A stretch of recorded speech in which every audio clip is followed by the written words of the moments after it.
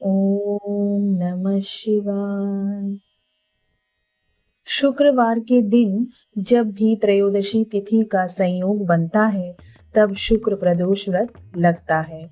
शुक्र प्रदोष व्रत के साथ चतुर्दशी तिथि का भी संयोग बन जाए तो यह और भी उत्तम होता है। शुक्र प्रदोष व्रत के संयोग में पुराण में वर्णित शुक्र प्रदोष व्रत की कथा का जो भक्त श्रद्धा पूर्वक पाठ करता है।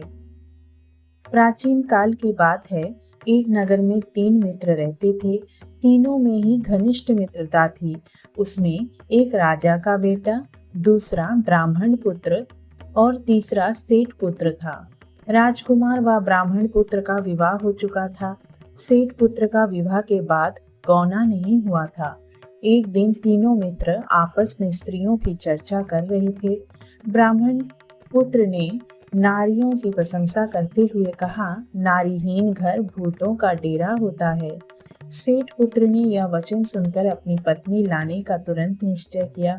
सेठ पुत्र अपने घर गया और अपने माता पिता को अपना निश्चय बताया। उन्होंने बेटे से कहा कि शुक्र देवता डूबे हुए हैं, इन दिनों बहू बेटियों को उनके घर से विदा कराकर लाना शुभ नहीं। अंततः शुक्रोदय के बाद तुम अपनी पत्नी को विदा कर लाना। सेठ पुत्र अपनी जिद से टस से मस नहीं हुआ और अपनी ससुराल जा पहुंचा। सास ससुर को उसके इरादे का पता चला। उन्होंने उसको समझाने की कोशिश की किंतु वह नहीं माना। अंततः उन्हें विवश हो अपनी कन्या को विदा करना पड़ा। ससुराल से विदा होकर पति पत्नी नगर से बाहर निकले ही थे कि उनकी बैलगाड़ी का पहिया टूट गया और एक बैल की टांग टूट गई। पत्नी को काफी चोट आई। सेठ पुत्र ने आगे चलने का प्रयत्न जारी रखा, तभी डाकुओं से भेंट हो गई और वे धन धान्य लूट कर ले गए। सेठ का पुत्र अपनी पत्नी सहित रोता पीटता अपने घर पहुंचा।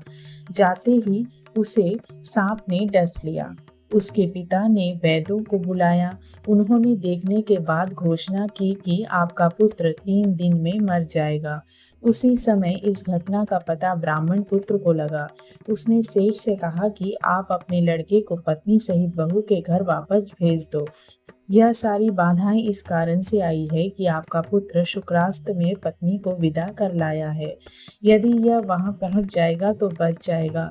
सेठ को ब्राह्मण पुत्र की बात जच गई और अपनी पुत्र वधू और पुत्र को वापस लौटा लिया। वहां पहुंचते ही सेठ पुत्र की हालत ठीक होने आरंभ हो गई।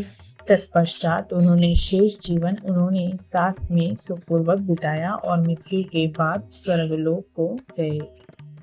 मान्यता है कि जो श्रद्धा भाव से इस व्रत की कथा पढ़ता या सुनता है उसे भी इसी प्रकार शुभ फल की प्राप्ति होती है। हर हर महादेव।